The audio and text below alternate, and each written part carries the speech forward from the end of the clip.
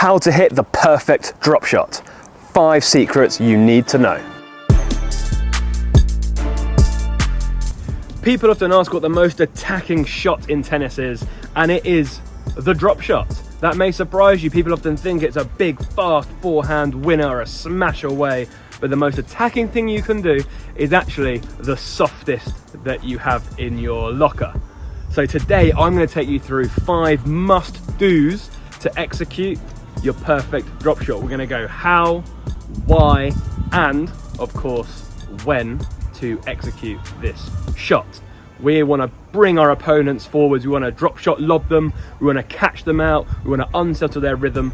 Drop shots are really important for this, for breaking up that baseline to baseline game. Making sure you have this in your locker opens up a whole new world of shots.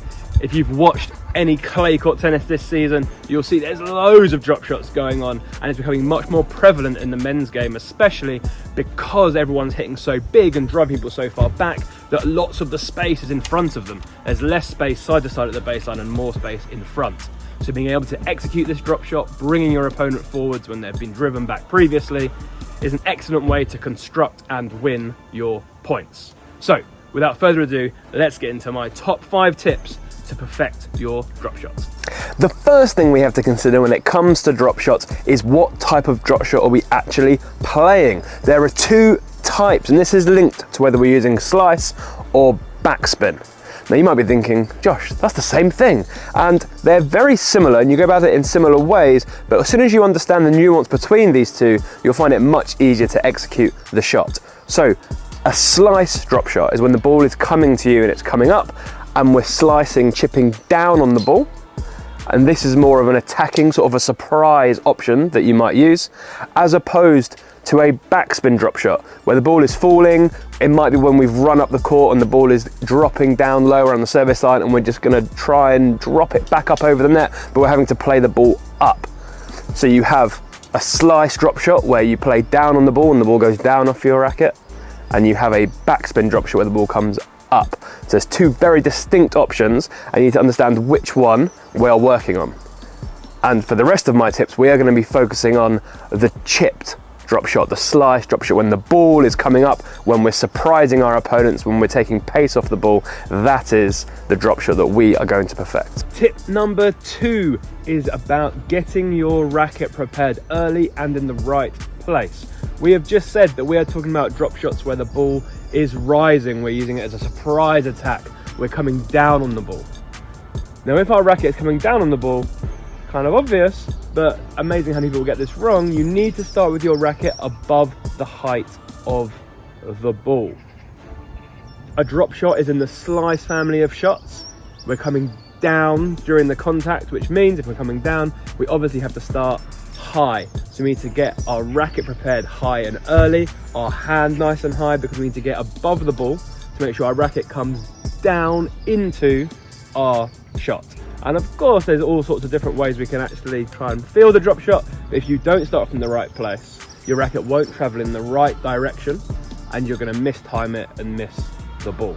So ball is rising, our racket starts above, and that enables us to get in the right position to play the perfect drop shot. My next tip is a 2-parter. It is all about disguising the drop shot.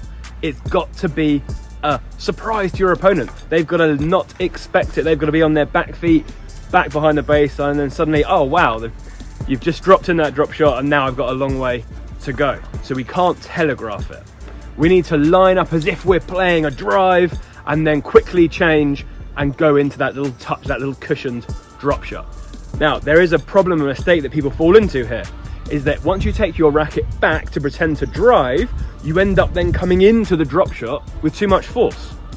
So we have to be really clear that we go back into our disguise, that we're looking like we're going to drive, but we then bring our racket forward and stop just when we're above the ball, and then execute the shot. And there has to be a very obvious step in between. If you go from back here to drive all the way into the drop shot, you naturally carry momentum through the shot. It's gonna be really hard to decelerate the ball. So we need to go back, wind up like we're really attacking, and then quickly bring it back just behind the ball at 0, and then play the shot. So making sure that we don't accidentally, with our long swing disguise, end up using that long swing to try and execute the drop shot. In order to perfect the drop shot, we have to choose an appropriate and optimal sensation. And what we mean by sensation is a feeling between our strings and the ball. It's something that is innate, that is natural, that we're able to use to replicate the same shot over and over again.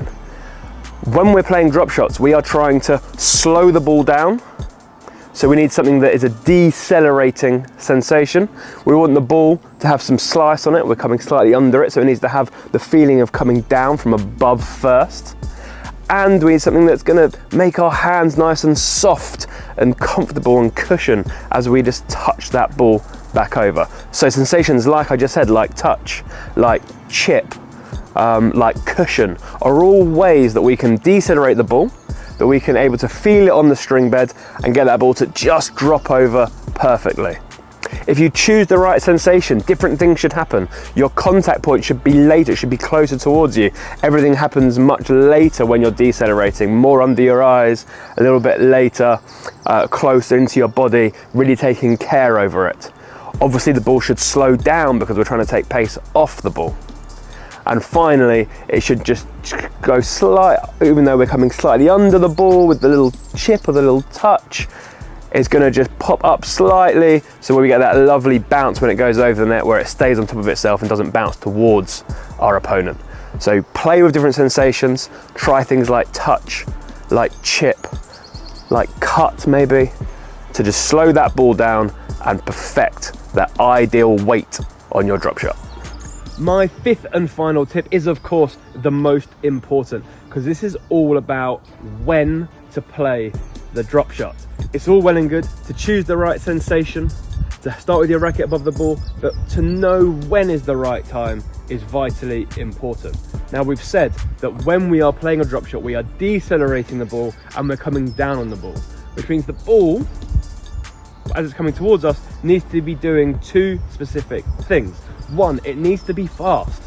People think you play a drop shot off a slow ball. No, the drop shot is a decelerating shot. So we need the ball to be fast. We've actually got pace to take away.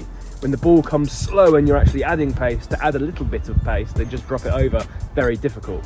So we're decelerating a fast ball, and also the ball needs to be rising so we can come down on it. And that is the big final tip, to play on the right trajectory. When the ball is bouncing and rising, our racket can start above, can come down, decelerate it, cushion it back over. That is when the drop shot will be the optimal choice. Remember, the drop shot is a super attacking weapon. So you're doing it when you feel comfortable, when you're set, and when that ball is rising. As soon as that ball starts to drop, if you go for that drop shot, then it's going to balloon up off your racket.